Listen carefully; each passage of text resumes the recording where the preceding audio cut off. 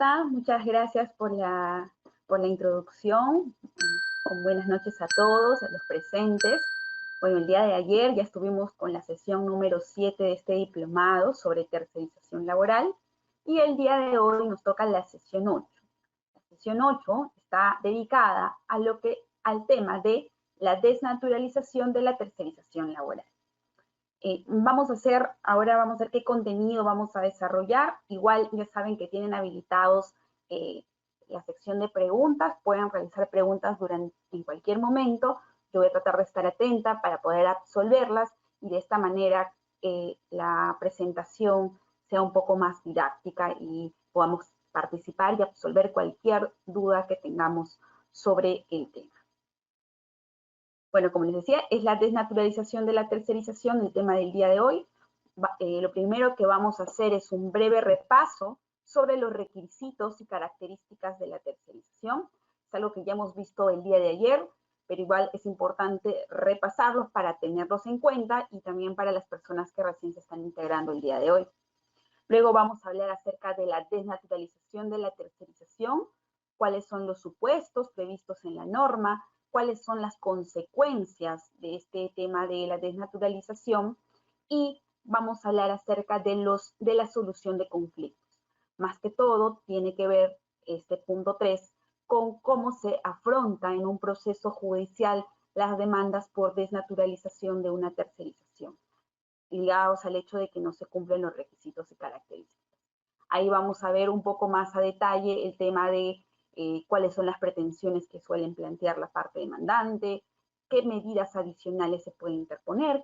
Incluso vamos a evaluar respecto al tema de SUNAFIL, ¿no? Cómo se toman en cuenta las actas de infracción, por ejemplo, en un proceso de fiscalización laboral. Y por último, vamos a hacer un breve recuento de la jurisprudencia más importante, donde vamos a poder aplicar ya el tema de cómo se configura la desnaturalización de la tercerización. Entonces, empecemos. Bueno, el tema que ya han venido desarrollando durante estas últimas semanas es la tercerización. Ahí tenemos el marco normativo, la ley 29245, luego el decreto legislativo, que ya era producto de una delegación que se le dio en este caso, y es la norma 1038 que complementa justamente la ley de tercerización, y luego tenemos el reglamento que es el decreto supremo 006-2008. Entonces, ese es el marco y el contexto. Cuando hemos hablado el día de ayer, como para hacer un recuento de qué implica la tercerización, empezamos con una pequeña introducción del reto de la subcontratación o este modelo o este nuevo modelo de sistema productivo. Entonces, ahí vimos la diferencia de la tercerización con la intermediación, básicamente relacionado al hecho de que en la intermediación estamos frente a una cesión de mano de obra y hay ciertas causales, por ejemplo, para servicios específicos o especializados, temporales, o para el tema de, bueno, esas tres causales y también el porcentaje limitativo. También la tercerización, cuando lo analizamos, vimos que la tercerización tiene otra razón de ser. La tercerización es la externalización de una fase del sistema productivo. Entonces, cuando explicábamos en qué consistía, definimos a la tercerización como un proceso que no obedece tanto a una decisión de carácter legal, sino más que todo una decisión relacionada a la competitividad y eficiencia en el mercado mundial. Y ahí poníamos algunos ejemplos. Entonces, dentro de este contexto de tercerización ya delimitado y visto desde un punto de vista de sistema productivo y la externalización en realidad de una fase productiva en base a una decisión empresarial, pues vimos que en el ámbito laboral tenemos una ley que establece ciertos presupuestos y ciertos requisitos para que se utilice esta figura de manera válida. Asimismo, también evaluamos que además de los requisitos, había una lista de características que nos ayudaban justamente a determinar si se cumplían estos o no. En relación a las características, pues para recordar simplemente, vimos que el presupuesto es la existencia del desplazamiento del personal, ¿no? El desplazamiento, en este caso, puede ser del centro de labores o del centro de operaciones, disculpen, de la empresa tercerizadora hacia el centro de trabajo. El centro de trabajo era donde la empresa principal o la usuaria realizaba su actividad. Entonces, la tercerización, como está regulado actualmente, presuponía la existencia de un desplazamiento continuo del personal. También vimos algunos requisitos para saber cuándo se cumplen o no estos criterios de desplazamiento y, por ejemplo, evaluamos uno de los supuestos que estaba relacionado a que este desplazamiento se dé por lo menos un tercio del tiempo pactado en el contrato de tercerización o dependiendo de las horas en un semestre, ¿no? Entonces, nos dimos cuenta, en ese sentido, que el requisito es el desplazamiento del personal. Luego evaluamos cada uno de estos requisitos adicionales que, ojo, ya quedamos en que se deben dar de manera copulativa. O sea, es necesario que cuando evaluemos la figura de la tercerización se cumplan estos 4 requisitos. Y tienen que ver, más que todo, al hecho de que la empresa tercerizadora sea autónoma y cuente con un funcionamiento tanto técnico y material, ¿no? Que cuente con sus propios recursos, que cuente con una autonomía tanto económica y en la ejecución de sus funciones y también respecto a sus trabajadores. En tal sentido, el poder de subordinación en sus múltiples manifestaciones iba a estar donde la empresa tercerizadora, siendo que la empresa principal, su única función era de coordinación, quizás con algún delegado de la empresa tercerizadora, pero no tenía mayor injerencia en el ámbito de la organización y de la supervisión, por ejemplo, de las funciones de los trabajadores de la empresa tercerizada. Entonces, importantísimo que lo tengamos ahora fresco este tema de los requisitos para que se configuren una tercerización. Luego también hemos evaluado los elementos característicos. Como hemos visto, los elementos característicos acá eran súper importantes ya que nos ayudaban a poder definir si en el caso concreto se cumplían con los requisitos. Y ahí era un tema de la pluralidad de clientes, que daba a entender que la empresa era autónoma, que tenía una presencia en el mercado, pero también, por ejemplo, por la pluralidad de clientes, vimos algunas excepciones, básicamente ligado, por ejemplo, a la existencia de algún pacto de exclusividad entre la empresa tercerizadora y la empresa principal, o también relacionados al giro mismo del negocio, ¿no? Al giro mismo del negocio, porque puede ser que esta empresa tenga un dominio predominante en el mercado, entonces, obviamente, en base a esa justificación objetiva, por ese lado, no habría muchas empresas tercerizadoras que le puedan brindar este servicio. El equipamiento también era una manifestación de esta autonomía. Este equipamiento tenía que ser propio, como hemos visto.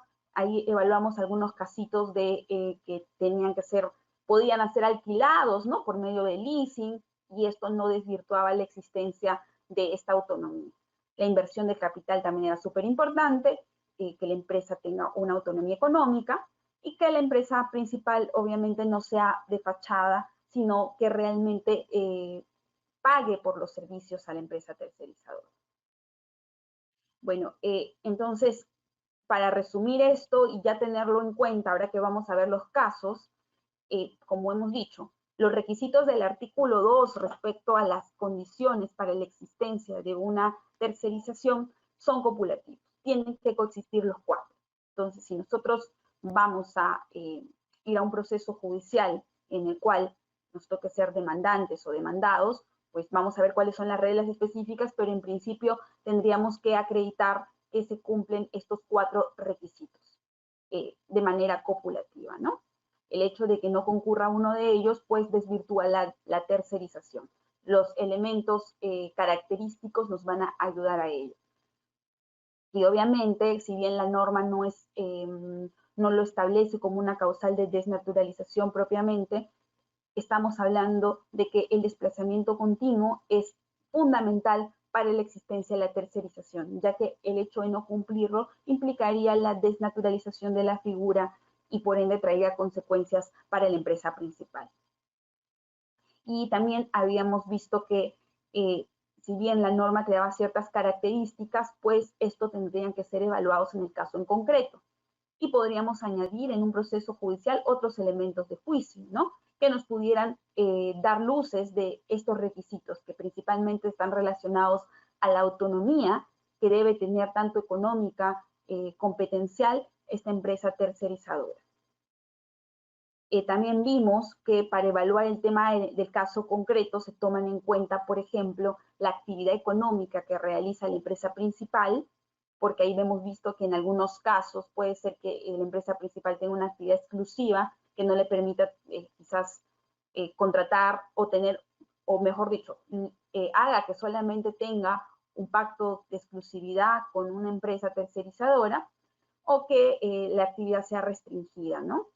Asimismo, también era importante considerar el giro o la actividad de la empresa principal, ya que nos hacía o nos daba luces para diferenciar a una intermediación de una tercerización. Ahí sí recordarán, la pregunta clave es, ¿cuál es el giro del negocio? ¿Cuál es el giro del negocio de la empresa principal? Porque a partir de eso podemos determinar si esta empresa tercerizada realiza actividades relacionadas al giro del negocio o que no estén relacionados al giro del negocio. Los antecedentes también eran importantes, el momento de inicio de la actividad empresarial, porque por ahí, por ejemplo, vimos que una excepción para la pluralidad de clientes, esta característica, era el hecho de que estemos frente a una microempresa, ¿no? Una microempresa que recién se inicia en el mercado, por eso el elemento de cuándo empieza la actividad empresarial va a ser fundamental, ya que no va a tener una pluralidad de clientes como se quisiera. Y la dimensión de la empresa principal y la empresa tercerizadora. Entonces, esos son algunos criterios que ya se están tomando en cuenta incluso dentro del ámbito normativo y que nosotros debemos considerar a la hora de determinar si existe una desnaturalización o no. Ahora vamos a entrar ya de lleno a lo que es la desnaturalización de la tercerización. Ya saben que mientras esté hablando me pueden realizar cualquier pregunta. Si no hay ninguna duda sobre los elementos y características, pues proseguimos. Ahora, ¿cómo se da la desnaturalización? Como habíamos dicho el día de ayer, estamos frente a una contratación indirecta donde ya la relación pasa de ser bilateral a trilateral. Ya no tenemos la relación clásica empleador-trabajador, sino ahora tenemos la relación empresa principal, empresa tercerizadora y trabajador. El trabajador se va a desplazar de la empresa tercerizadora hacia el centro de labores, que es la empresa principal. Y es ahí donde va a prestar sus servicios, pero bajo autonomía o bajo dirección de la empresa tercerizadora. Entonces, ahí es muy importante esta figura triangular. Entonces, los contratos que no cumplan con los requisitos o elementos característicos de la tercerización, pues van a ser desnaturalizados. ¿Y qué implica ello? Implica que esta ficción, o mejor dicho, la relación tripartita se rompa y el trabajador tercerizado o desplazado pasa a ser trabajador de la empresa principal, siendo que la empresa tercerizada, al haber sido descubierta como un simple caparazón, sale de esta relación. Entonces, el trabajador va a reclamar ser incorporado dentro de la empresa principal. Entonces, se genera, como bien dice acá, esta relación directa entre los trabajadores desplazados y la empresa principal, y en tal sentido el trabajador podría solicitar, por ejemplo, el reintegro de los beneficios sociales u otro tipo de derechos que tiene la empresa principal. Entonces, esto es la consecuencia de una desnaturalización. ¿Cómo se llega a eso? Pues vamos a ver a detalle, pero en principio tendríamos que analizar si se cumplen con los requisitos o elementos característicos de la tercerización. Y ello implica aplicar el principio de primacía de la realidad. Entonces, en principio, ¿cómo se debe demostrar? Y hemos visto que los elementos indispensables, que son en realidad 4, nos van a ayudar a determinar cuándo estamos frente a una tercerización válida y no fraudulenta. Podemos resumir estos 4 elementos dentro de estos dos puntos. La falta de autonomía jurídica de la empresa tercerizadora, por ese lado podemos demostrar que estamos frente a un fraude, o la existencia de subordinación del trabajador a la empresa principal. Este segundo punto, esta subordinación que puede ejercer la empresa principal, pues en realidad es el elemento que más se cuestiona dentro de los procesos judiciales, porque las empresas normalmente se cuidan mucho desde el ámbito de los aspectos formales y forman capitales separados. Por otro lado, también diferencian mucho el tema de las herramientas, ¿no? Que las herramientas le correspondan a la empresa tercerizadora y demás. Pero a veces, incluso sin querer, no es que exista realmente un fraude, se da este tema de la subordinación por parte de la empresa principal. Entonces, mucho ojo si nosotros formamos parte de una empresa tercerizadora o queremos implementar una, o vamos a evaluar un caso sobre esto, tenemos que evaluar si se han ejercido alguna de estas facultades de la subordinación. Que el día de ayer hablábamos, se manifiestan desde 3 ámbitos, desde el poder de dirección en sentido estricto, esta facultad reglamentativa que debe tener la empresa tercerizadora, solamente ella, desde el lado de la fiscalización del cumplimiento de las funciones y desde el lado sancionador que solamente debe ser ejercida por la empresa tercerizadora. Entonces es muy importante evaluar esto y tener mucho cuidado quizás a la hora de desplegar alguna de las actividades fiscalizadoras que pueden haber como mera coordinación, ¿no? Y como decía, ¿cómo llegamos a esta conclusión? Comentaba, es que puede ser que la empresa tercerizadora se haya formado bajo todos los requisitos de la ley, que cuente con autonomía financiera, como les decía, que cuenten con sus propias herramientas de trabajo, que tengan una estructura, que estén inscritas incluso en este registro de empresas tercerizadoras, pero luego nos damos cuenta que en la realidad se configuran algunos indicios que desnaturalizan la figura de la tercerización.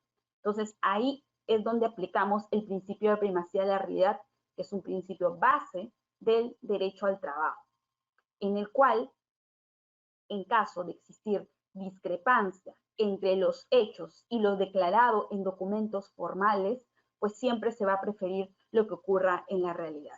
Acá les cito una sentencia del Tribunal Constitucional, si quisieran ahondar al respecto, pero es un principio que normalmente se usa tanto en los procesos judiciales, tanto por la Administración de Trabajo.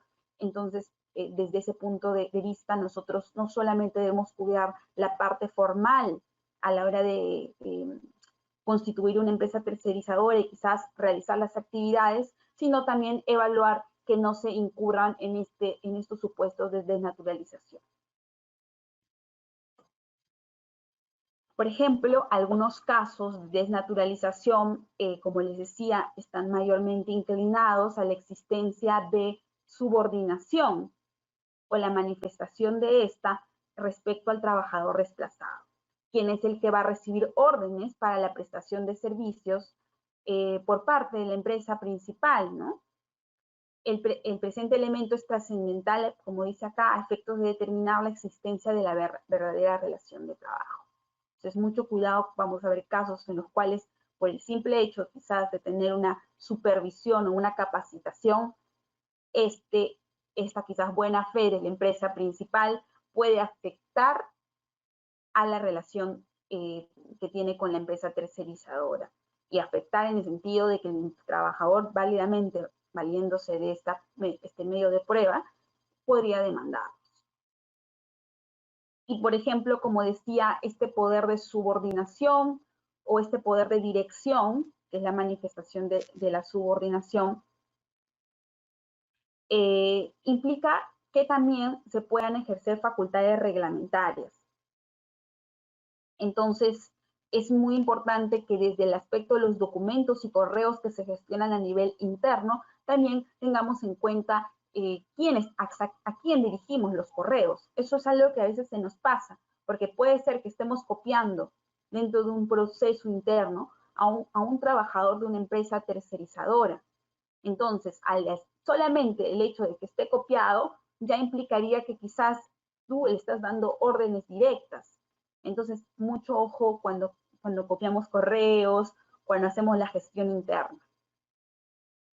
Otro supuesto de desnaturalización se da en el punto 3, que es la inclusión del trabajador destacado dentro de la estructura organizativa de la empresa principal, a pesar de tener un contrato de tercerización.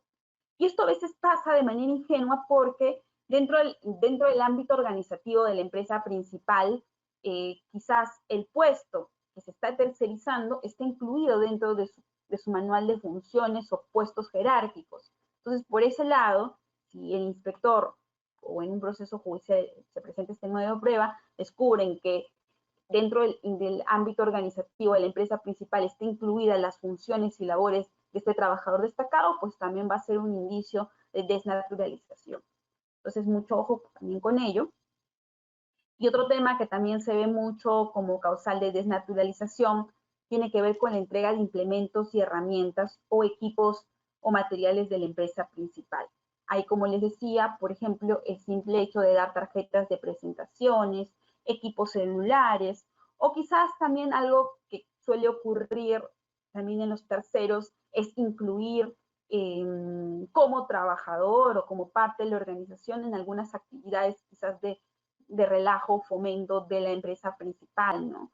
Quizás una integración en la cual se le den premios de reconocimiento a un grupo de trabajadores y también se incluye al personal destacado.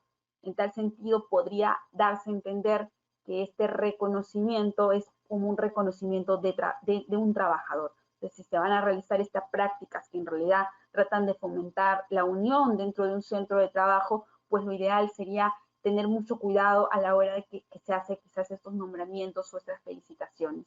O lo más adecuado, ahí considero que podría ser mediante la participación directa de algún supervisor o un director de la empresa tercerizadora, para evitar esta confusión entre empresas, ¿no? Y que más adelante puedan ser usados en contra de la empresa tercerizadora o la empresa principal. Bueno, algunos indicios que he podido resumir de acuerdo a la jurisprudencia que vamos a ver a detalle en la última parte, tiene que ver mucho, por ejemplo, con la ubicación física en una dependencia específica. La ubicación física y geográfica es muy importante porque, como decíamos, el desplazamiento es un presupuesto indispensable de la tercerización, ¿no? Entonces, la idea es que exista un centro de labores o un centro de coordinaciones de la empresa tercerizadora y también existe un centro de trabajo de la empresa principal. Entonces, es importante ello porque imagínense que no tenemos un lugar físico de la empresa tercerizadora, puede existir, tendría que justificarse si quizás es un contexto virtual donde no se requiere, y acreditar el tema de la autonomía en herramientas económicas y todo, pero podría dar esta confusión, ¿no? Quizás a un supervisor, a un fiscalizador, disculpen, de SUNAFIL, o en un proceso judicial, porque esta confusión daría a entender que en realidad, si bien la empresa tercerizadora se ha constituido como una, en los hechos funcionan en el mismo lugar, bajo las mismas herramientas, bajo la misma dirección. Entonces, la dependencia geográfica va a ser un indicador importante. Por ejemplo, otro tema es la ausencia de responsables o supervisor de la contratista, ¿no?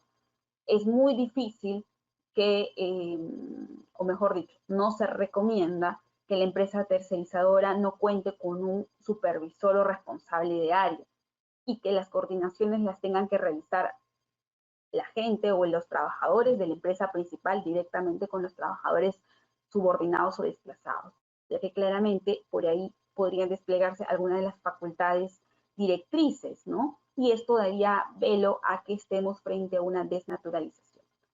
A ver, creo que me están haciendo alguna consulta.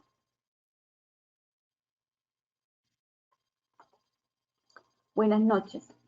A ver, esta es la pregunta de Maribel Rojas. Muchas gracias por tu pregunta.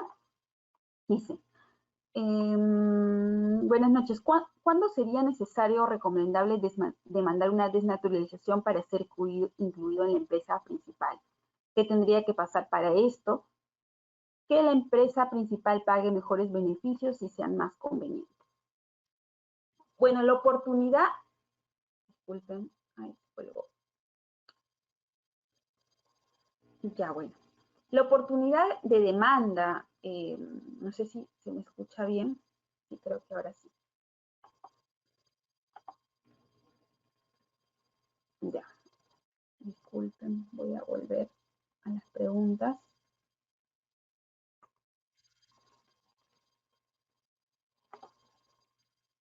Y ahora sí puedo ver las preguntas. En relación a la pregunta de Maribel, pues es muy relevante porque en realidad la oportunidad de la demanda puede ser vista desde dos puntos de vista.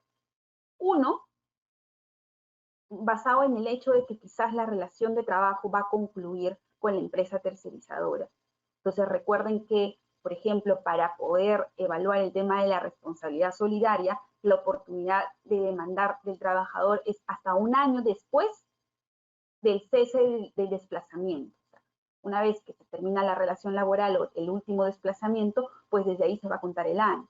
Entonces, si estás próximo a concluir una relación laboral con una empresa tercerizadora y tienes indicios, medios de pruebas de que existe una desnaturalización, pues lo conveniente sería aplicarlo. Ahora, eso es si es que se va a concluir con la relación laboral, porque también recuerden que las empresas tercerizadoras pueden valerse de los contratos modales. Entonces, puede ser que simplemente no te renueven, ¿no? Entonces, en ese contexto es muy importante analizar y ver la oportunidad de una demanda, si es que la quieren plantear, ¿no? Ahora, todo parte del hecho de que existan medios de prueba, ¿no? Si no existen medios de prueba y realmente la empresa es una verdadera empresa tercerizadora, pues tampoco sería muy conveniente por ahí interponer una demanda porque luego quizás puedas, bueno, el tema de las relaciones de trabajo puedan verse un poco complicadas. El otro momento en el cual podría aplicarse una demanda de desnaturalización es en realidad en cualquier momento de la relación de trabajo. Lo ideal es que se plantee de manera estratégica, ¿no? Porque vamos a ver en algunos casos que el empleador podría quizás aplicar alguna medida tomando en cuenta que se le está demandando y esto podría afectar la relación de trabajo o simplemente el hecho de interponer quizás una demanda falsa, si es que no tenemos los medios de prueba, contra el empleador que eventualmente podría concluir incluso en un procedimiento de despido. Entonces, es muy importante ver la oportunidad, evaluar también qué medios de pruebas tengo y también si tengo el apoyo quizás de una organización sindical adjunta, no sé, a la empresa principal que pueda abogar por este grupo o este colectivo, ¿no? Entonces vamos a ver un poco la legitimidad, pero prácticamente parte de esos supuestos que estoy mencionando. Luego me hacen otra pregunta. A ver aquí.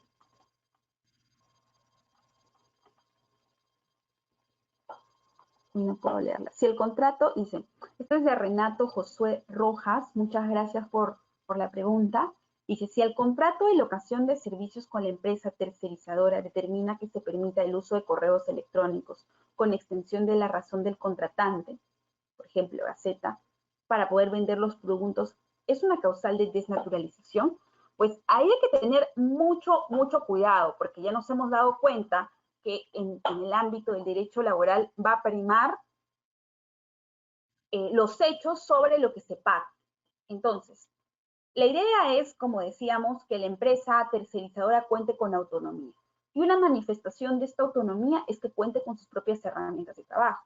En el ámbito digital, una manifestación de las herramientas de trabajo es tener un correo electrónico institucional, ¿no? Entonces, para evitar esta confusión que efectivamente podría ser un indicio de desnaturalización, a menos que pruebes alguna causa objetiva que imposibilite a la empresa tercerizadora de contar con sus propios recursos, lo cual en el supuesto del correo es casi inviable porque un correo, la verdad, no es tan difícil de obtenerlo, por un lado, además da sinónimo de transparencia y demuestra, como decía, autonomía. Entonces, en principio sí sería una causal de desnaturalización, a menos que la empresa tercerizadora pueda demostrar alguna causal objetiva atendiendo quizás al giro del negocio. En el caso propuesto me dicen que es por una razón de ventas de productos. Bueno, el tema de las ventas de productos en sí, si lo realiza la empresa tercerizadora, pues esta debería tener su propio correo institucional, porque recuerda que si estamos segmentando la producción, mejor dicho, las ventas, pues quien debería tener autonomía para generar las ventas es la empresa tercerizadora, la extensión del correo más que todo.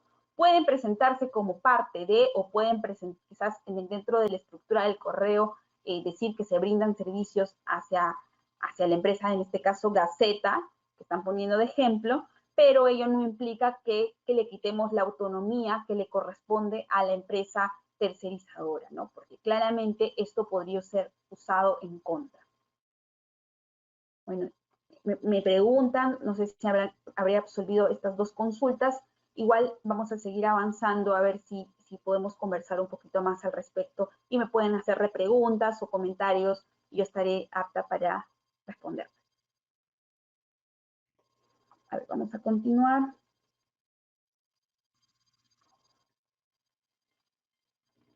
Entonces, como decíamos, el tema de la ausencia de responsables o supervisores de la contratista también podría darnos un indicio. Ojo, es un indicio. Lo importante es que se cumplen los requisitos, pero ¿cómo determino si se cumplen los requisitos? Por medio de indicios. Pues claramente, si no se cuenta con un responsable, pues por ahí podrían argumentar de que quien ejecuta las facultades de dirección es la empresa principal y no la empresa tercerizadora. Y esto de la existencia de instrucciones directas a trabajadores destacados. También mucho ojo con ello, porque como decía, es una manifestación del poder de dirección. Y esta no apariencia externa diferenciable de trabajadores y medios, ¿no? Y eso es justamente en razón de la pregunta que me están comentando sobre el correo electrónico, ¿no? ¿Cómo diferencio a mis trabajadores de la empresa principal con la empresa tercerizadora? Una forma de realizarlo, si van a hacer un trabajo remoto o un trabajo de coordinaciones, es por medio de la extensión del correo electrónico. Porque ya desde el correo electrónico, si existe confusión, pues claramente no podemos diferenciar a ambos grupos. Mezcla de actividades propias de la usuaria con la de la contratista. Y eso también quizás podemos tomar el ejemplo propuesto en las preguntas, porque claramente para evaluar una desnaturalización, primero tenemos que preguntarnos qué parte o qué segmento de la actividad de la empresa principal se ha externalizado. Si no pertenece al giro principal del negocio, o sea, al business core, pues como decíamos ayer, la posición mayoritaria es que sí se puede incluso tercerizar el business core, pero en principio evaluar que la misma actividad no sean realizadas por la empresa principal y por la empresa tercerizadora. O sea, la empresa principal no podría realizar ventas y al mismo tiempo contratar a una empresa tercerizadora para que también realice ventas, porque claramente estaríamos entrando en una confusión entre empresas, ¿no? Entre las funciones que realiza cada una de ellas. Y es más, la pregunta que surge es, ¿por qué si yo puedo realizar de manera directa esta actividad, o sea, la actividad de ventas, tengo que ir a la figura de la tercerización? Claramente, si no tengo una razón objetiva que está ligado al negocio mismo, como hemos visto, una razón del negocio, pues podría dar a entender que la única intención de utilizar esta figura es quizás los costos laborales. Entonces, si la intención solamente está basada en reducir costos laborales o quizás de fomentar lo que es la afiliación sindical, pues claramente estaríamos frente al uso fraudulento de esta figura. Entonces, hay que tener en cuenta estos detalles que estoy comentando a la hora quizás de la gestión, ¿no? Entre la empresa principal y la empresa tercerizadora.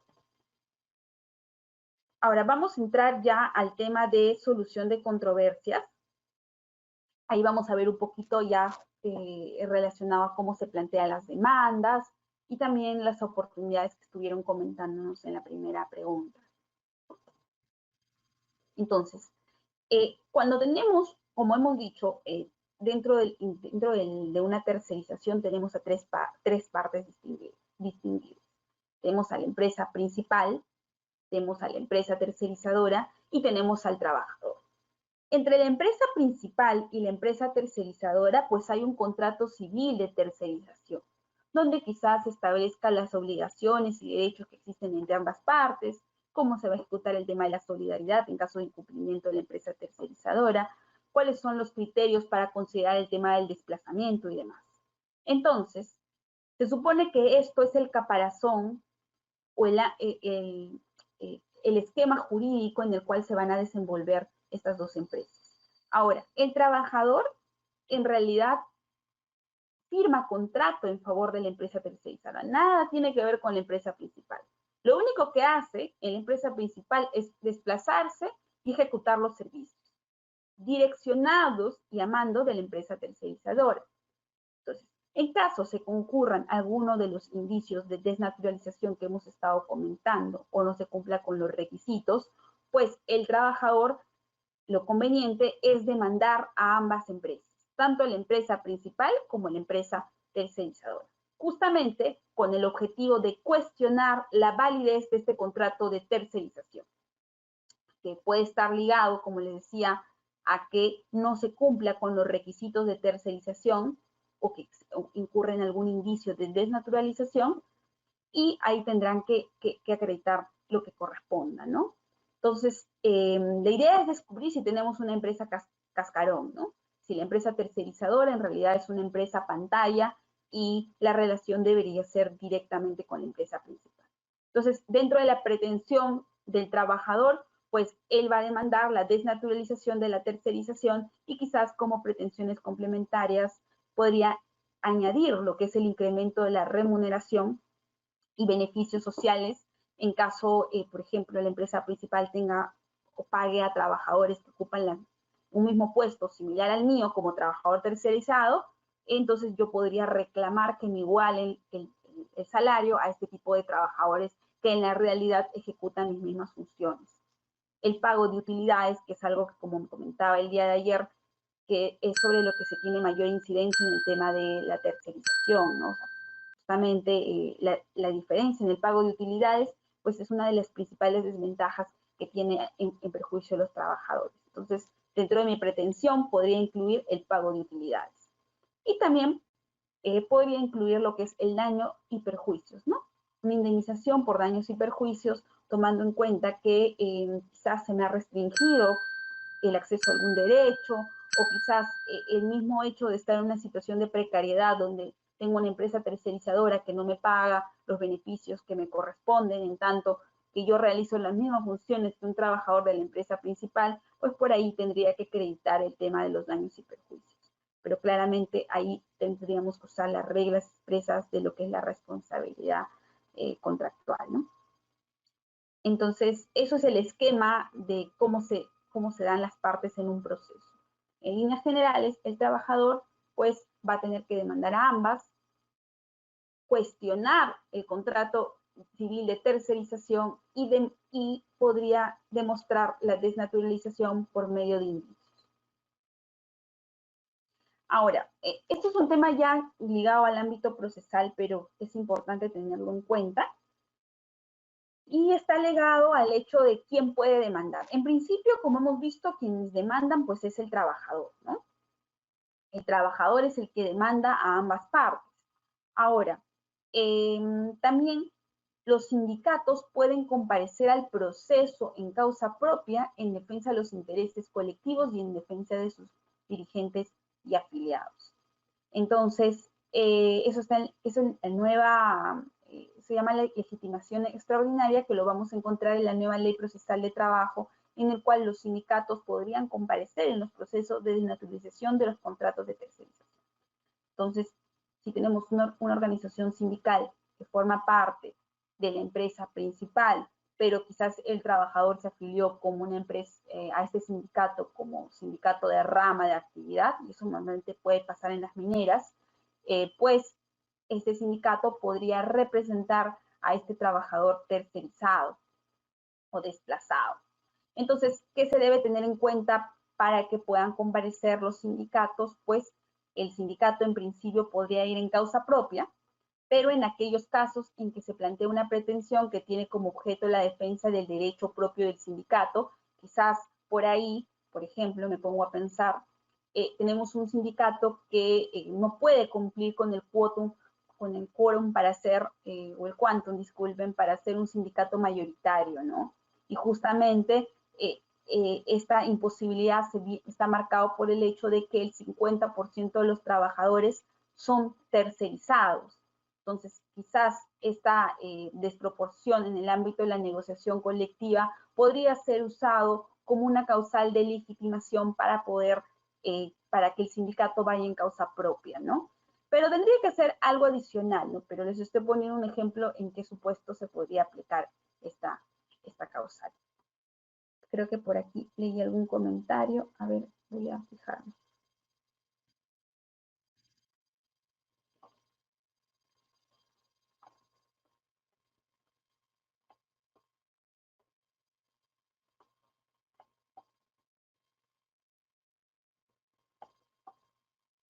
No, creo que no hay. Se prendió la lucecita.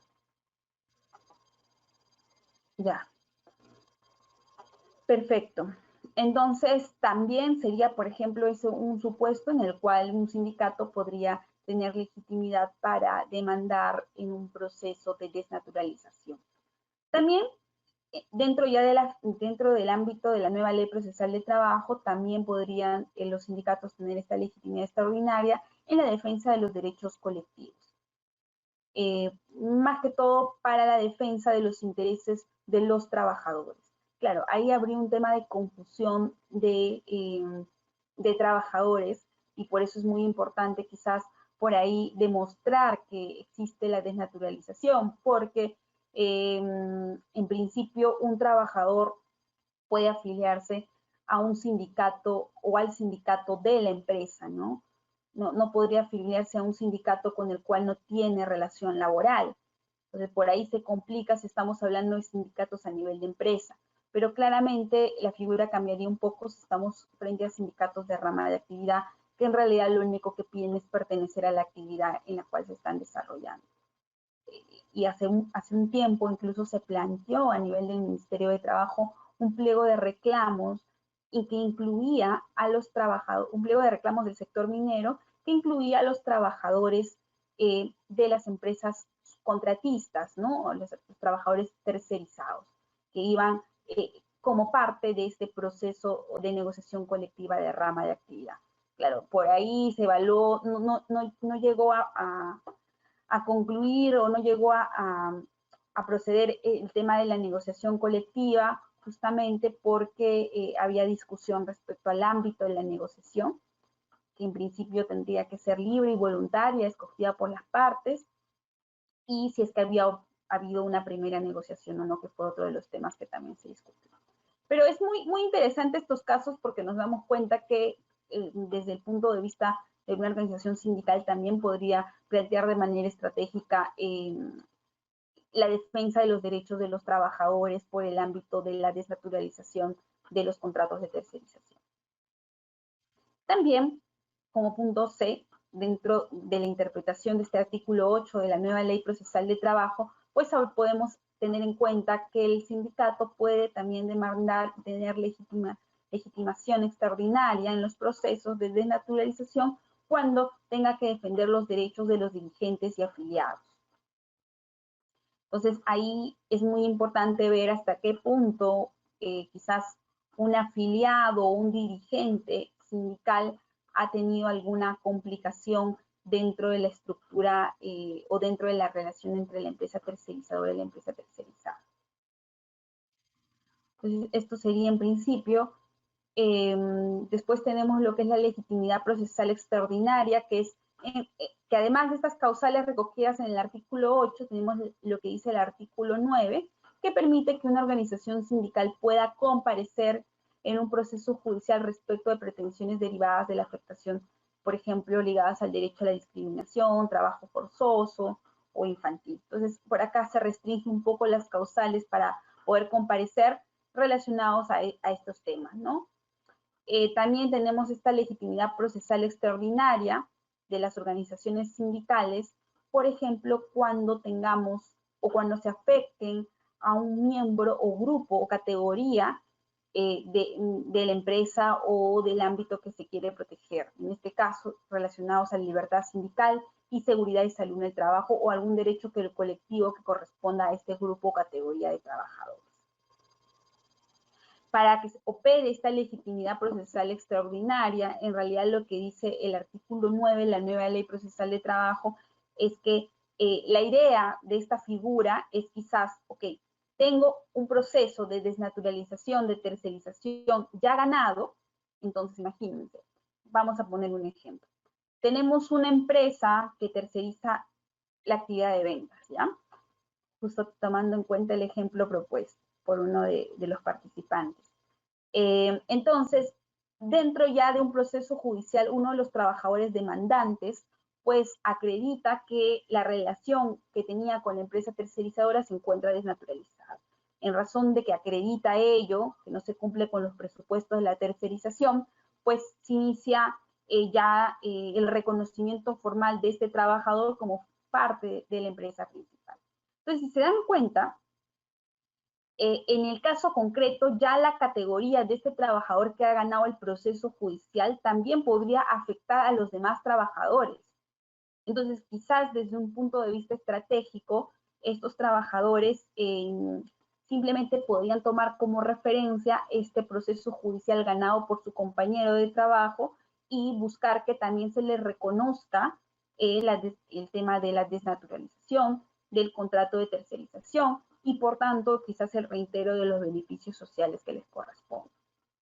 Entonces, por ese lado, sería más provechoso agarrarse quizás de esta jurisprudencia, tomando en cuenta que el puesto que se está evaluando, se está cuestionando en un proceso judicial, ya ha sido cuestionado y validado por la jurisdicción, en tanto es una desnaturalización o implica una desnaturalización del contrato de tercerización. Entonces, por ejemplo, la legitimidad extraordinaria podría evaluarse desde ese punto de vista, pero para su aplicación se requiere algunos presupuestos, ¿no? Acá, para poder utilizar esta figura, que está más ligada a que un sindicato pueda quizás defender los intereses de este colectivo o este grupo, pues primero tendríamos que tratarse de la afectación de un derecho de contenido patrimonial que corresponde a este grupo categoría de trabajadores, una sentencia declarativa del Tribunal Constitucional o la Corte Suprema con pronunciamiento de fondo que se señale que se ha vulnerado el derecho, en el caso de la tercerización, que se acredite que efectivamente existe una desnaturalización de la tercerización y por ende se ha afectado quizás los derechos, el derecho al trabajo, no sé, la percepción de algunos beneficios como las utilidades o la afectación del derecho a la libertad sindical por parte por parte de la empresa principal y por tanto, en base a este reconocimiento, pues yo como organización sindical podría plantear el interés o la legitimidad dentro de un proceso y reclamar en beneficios de este grupo de afiliados. Y obviamente como tercera condición es que exista o esta sentencia tenga la calidad de cosa juzgada. Entonces, obviamente, si tenemos recién una sentencia de primera instancia, utilizar esta figura no sería del todo conveniente. Tendríamos que esperar que concluya, ya sea en el Tribunal Constitucional o en la Corte Suprema, y que además sea favorable para el trabajador que está demandando. Entonces, eso sería una figura interesante analizada desde el punto de vista de cómo se puede llevar un proceso judicial por una organización sindical. Ahora, otro de los temas también muy interesantes, a ver, creo que hay una pregunta.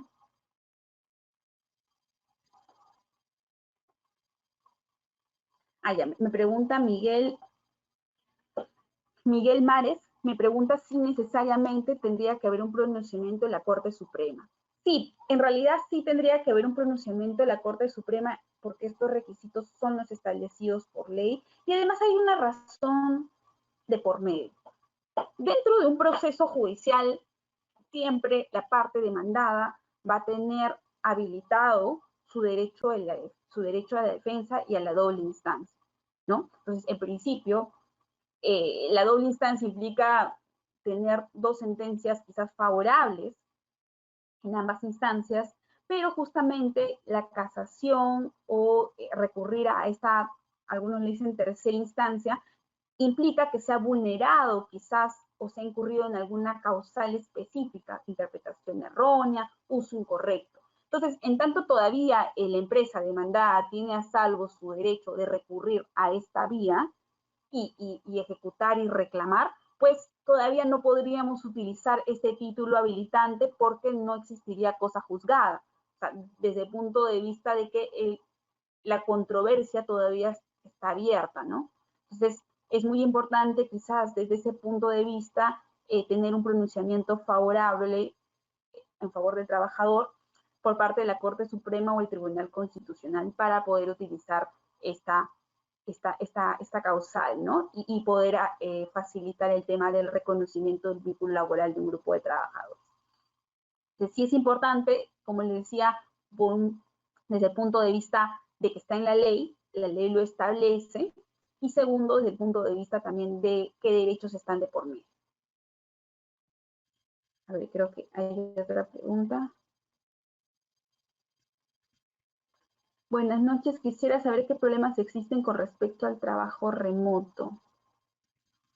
Kiara Marilú, no entiendo mucho la pregunta, o quizás está relacionada a los problemas del trabajo remoto con la tercerización. Bueno, si lo evaluamos desde ese punto de vista, ay, me levantan la manito, pero no sé cómo activar. Pero ya, bueno, creo que sí me escribió, así es. Ya, ok, perfecto.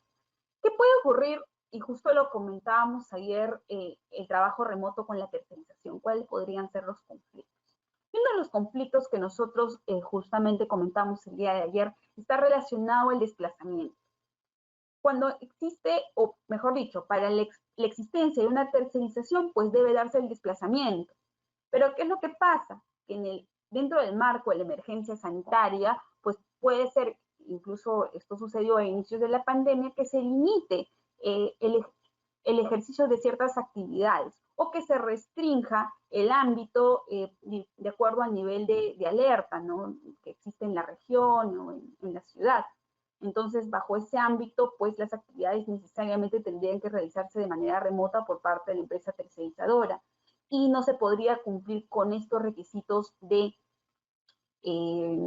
desplazamiento, lo cual podría conllevar a que se desnaturalice la figura y se dé todas las consecuencias que estamos evaluando ahora. O sea, eso podría ocurrir dentro del contexto del trabajo remoto. Ahora, ¿cómo se soluciona? Pues en realidad ahí es muy interesante el caso, todavía no tenemos un pronunciamiento, pero es algo que he estado viendo dentro de la práctica que les ha ocurrido a muchas empresas, pero justamente ayer lo respondíamos desde dos puntos de vista, ¿no? Uno, desde el lado de la proporcionalidad y la razonabilidad. Muy importante que a la hora de aplicar estos criterios tomemos en cuenta quizás algún hecho extraordinario, como fue la pandemia, que impidió que al inicio del 2020, pues se restringiera el ámbito, la movilidad de los trabajadores y en realidad de la población para evitar el contagio, ¿no? Entonces, tomando esta situación extraordinaria, pues en este semestre quizás de la pandemia, donde fue el punto más álgido, podríamos evaluar el tema de que razonablemente no era posible cumplir con el quantum necesario del desplazamiento. Otro punto de vista que se analiza es también relacionado al hecho de si esta actividad estaba permitida o habilitada dentro del contexto del estado de emergencia.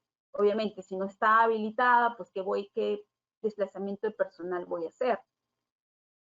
Y, por ejemplo, analizar el contexto específico implicaría también evaluar en qué momento no se está cumpliendo con el tema del desplazamiento, porque tomando el contexto actual, por ejemplo, en Lima, ya tenemos un gran avance en lo que es la vacuna, que si bien no te cura, previene mucho el tema del contagio, previene mucho las consecuencias adversas y ya hay una cierta tendencia a la normalidad en base a todo este contexto, ¿no? En otros países incluso ya han logrado vacunar a un 80%, 100% de su población y ya están quitando algunas medidas preventivas como la mascarilla y demás.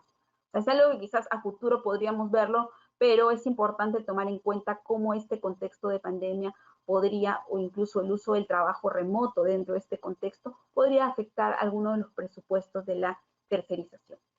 Entonces, por ahí el argumento sería más o menos ligado a la justificación objetiva y a la situación extraordinaria conllevada producto de las limitaciones de la pandemia del COVID-19. Bueno, eso no sé si ha respondido la pregunta, pero más o menos desde ese punto de vista podríamos evaluar el tema del trabajo remoto. Ahora, doctora, ¿cuándo es una sentencia declarativa? No sé si se refieren a lo que estamos hablando allá. Bueno, sí, efectivamente, una sentencia declarativa, de acuerdo a los requisitos que estamos comentando acá, es cuando se reconoce un derecho. En este caso, se le puede estar reconociendo el derecho de la estabilidad laboral o se le está reconociendo quizás algún beneficio social a este trabajador. O sea, estás declarando la existencia de un vínculo laboral o la existencia de algún derecho en favor de este trabajador. Eso es una sentencia declarativa. ¿Qué pasa si consienten una sentencia? ¿En qué supuesto? Bueno, ¿qué pasaría si se consiente una sentencia en general? Pues va a depender mucho, como les decía, va a depender si hasta casación tenemos una sentencia favorable, ¿no? O si no tenemos una sentencia favorable. Por ahí, no sé si por ahí va la pregunta, pero claro, tendríamos que, como dice acá, hasta casación, hasta el Tribunal Constitucional, tener una sentencia favorable que tenga la calidad de cosa juzgada para poder aplicar esta legitimidad extraordinaria que te permita quizás en un mismo supuesto aplicar la misma consecuencia, ¿no? Doctora, para utilizar esta legitimación se interpone otra demanda de desnaturalización y se incluye como medio de prueba la sentencia de la Corte Suprema, ¿cómo se hace? De Verónica. Bueno, en realidad, sí, efectivamente, lo que se hace es que la organización sindical o la persona que tiene esta legitimidad extraordinaria, pues incluye como medio de prueba este título habilitante que sería la sentencia de última instancia en el cual se reconoce un derecho en favor de este trabajador. Claro, ahí igual eh, hay que tener mucho cuidado porque hay que cumplir con la identidad de los supuestos, ¿no? Evaluar si estamos frente al mismo supuesto, en este caso, mismo puesto de trabajo de ambos trabajadores, el demandante y esta sentencia que ha obtenido la calidad de cosa juzgada, evaluar si tienen quizás las mismas características, las mismas condiciones de trabajo, que si es el mismo empleador o si no es el mismo empleador, y todo esto para evitar que, bueno, que te lo declaren improcedente o que no se cumpla con estos requisitos. Entonces sí es importante que se adjunte esta sentencia, pero al mismo tiempo que se cuide que se cumpla con esa identidad, tanto en el objeto, en el sujeto y en los hechos del caso. Igual, sin perjuicio de ello, se podría argumentar un poco más el tema de la desnaturalización.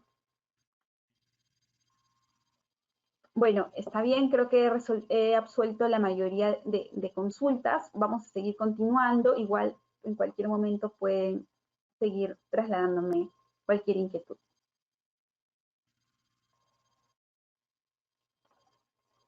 Bueno, entonces esos son los presupuestos para poder aplicar lo que es la legitimidad procesal extraordinaria.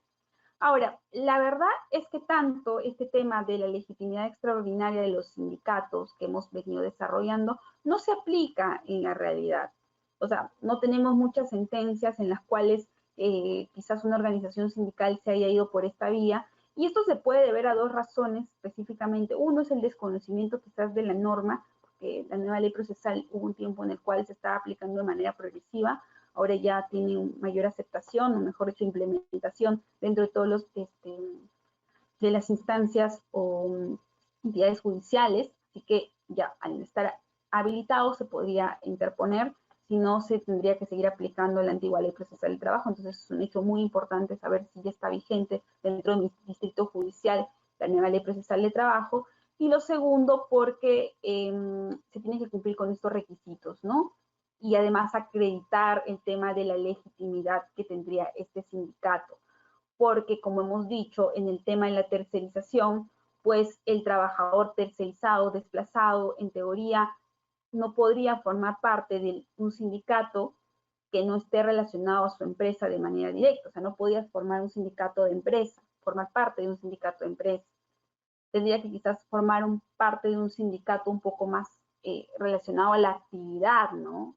De que puede tener la empresa tercerizadora y la empresa principal. Entonces, ahí hay que ver cómo se saltan estos temas quizás formales para poder implementar estas figuras, que son muy interesantes y que la nueva ley procesal del trabajo las ha implementado. Ahora, otro tema es qué tipo de pretensiones se suelen plantear en estos procesos. Pues, por un lado, tenemos lo que es la desnaturalización de la tercerización, que es la pretensión que es más usada.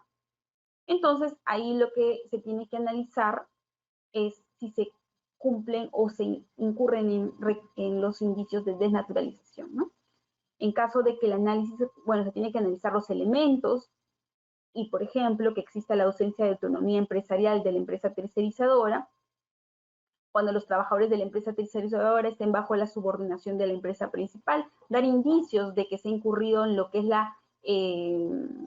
el ejercicio de la facultad de directriz por parte de la empresa principal. Y, por ejemplo, una causal también de desnaturalización es que la empresa tercerizadora continúe prestando servicios luego de que se ha procedido con la cancelación de su registro. Como veíamos el día de ayer, en la sesión de ayer, es importante que la empresa forme parte de este registro que de alguna u otra manera la constituye como una empresa tercerizadora. Entonces, hay que tener mucho cuidado y ver si había una cancelación del registro para poder presentar los recursos que correspondan, ya que de no hacerlo podría ser una causal de desnaturalización, ¿no?